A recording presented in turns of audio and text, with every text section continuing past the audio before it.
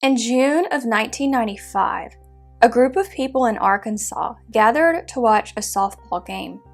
It was supposed to be a fun outing, something that happens frequently even today.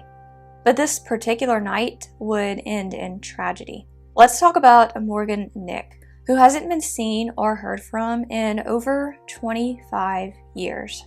Morgan Chantel Nick was born on September 12, 1988, to mom Colleen and dad John. A few years later, she was joined by brother Logan and sister Taryn. Morgan was described as shy and playful, with desires to be a circus performer and a doctor. She loved cats, but didn't like playing outside because it made her sweat. She ran track for a little while, but later joined Girl Scouts instead because she could mostly stay indoors. There are a lot of contradictory details out there about exactly what happened on the night Morgan was last seen. The following is what I've managed to piece together that I believe is the most succinct and accurate account. On the evening of Friday, June 9th, 1995, 6-year-old Morgan and her mom were invited by family friends to watch a Little League game in Alma, Arkansas, about 30 miles down the road from the family's home in Ozark. Toward the end of the evening, 2 friends of Morgan's named Jessica and Ty invited her to go catch lightning bugs with them. Colleen Nick was reluctant to let her daughter go at first, but ultimately said yes. Morgan and her friends were only about 75 yards away.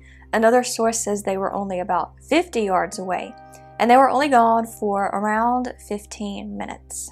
While the kids were playing in a sand pile, they saw a man in the distance. They didn't think too much of it and continued playing, but witnesses would later report the man watching Morgan. Morgan eventually got separated from her friends, and she was last seen by her mom's car, dumping sand out of her shoes. When the game ended around 10:45 p.m., Morgan's friends headed back to the field without her. They said Morgan had gone to clean out her shoes, but there was no sign of her. When they recalled the man they'd seen earlier, the adults around them must have realized something was wrong. Someone at the game who had a cell phone used it to call the police. Police interviewed all 300 people who were at the game that night, including Morgan's 2 friends, who both told police about the man they'd seen. Police gathered items like bottles and cigarette butts from the field for DNA, but weren't able to match it with the suspect.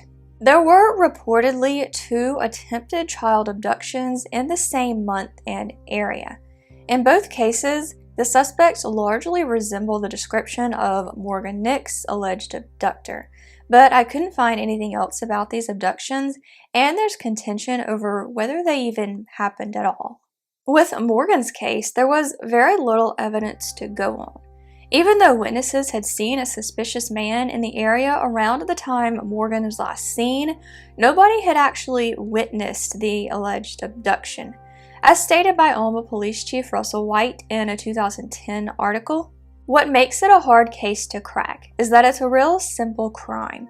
It's not a conspiracy and does not involve a lot of people. This is probably a person by nature who is a loner, had very few friends. He committed a crime and has not told anybody.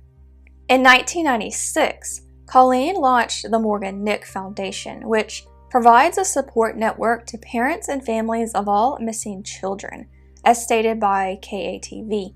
In 1997, she moved to Alma but kept the same phone number. She and Morgan's dad were already divorced by this point. She set up a room for Morgan in her new house, but eventually packed it up. In the year 2000, Russell White said he no longer believed Morgan was alive. In 2002, police got a tip that said Morgan might be buried in a backyard in Logan County. The digs turned up nothing, and police later said the property owner was not connected to the case. In 2010, a vacant house in Spiro, Oklahoma was searched due to reported evidence that Morgan had been there. But again, nothing was found. In 2013, a 24-year-old Missouri woman was arrested for trying to steal Morgan's identity. Tanya Renee Smith pled guilty to felony computer fraud after trying to buy personal documents of Morgan's, including her birth certificate. Smith served 120 days in prison.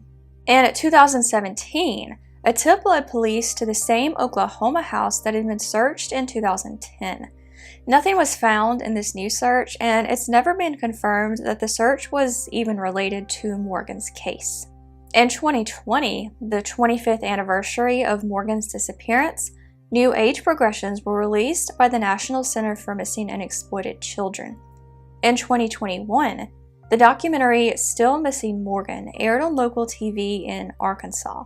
As far as I could find, it's not readily available to the public as of January 2022.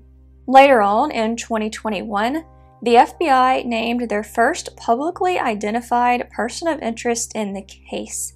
Billy Jack Links was born and raised in Arkansas and has a history of both alleged and confirmed crimes involving child abductions and child sexual abuse.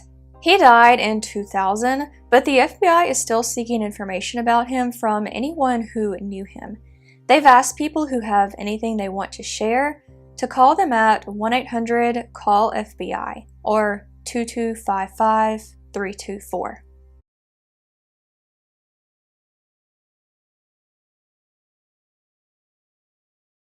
So, what happened to Morgan Nick? There aren't really many theories in this case. Most people seem to believe she was kidnapped. The only points of disagreement and speculation are over who kidnapped her and whether she's still alive. Some people believe Morgan is still being held captive somewhere, possibly in the nearby Ozark Mountains, where it would be difficult to find her. Others believe her abductor would have no reason to keep her alive for very long.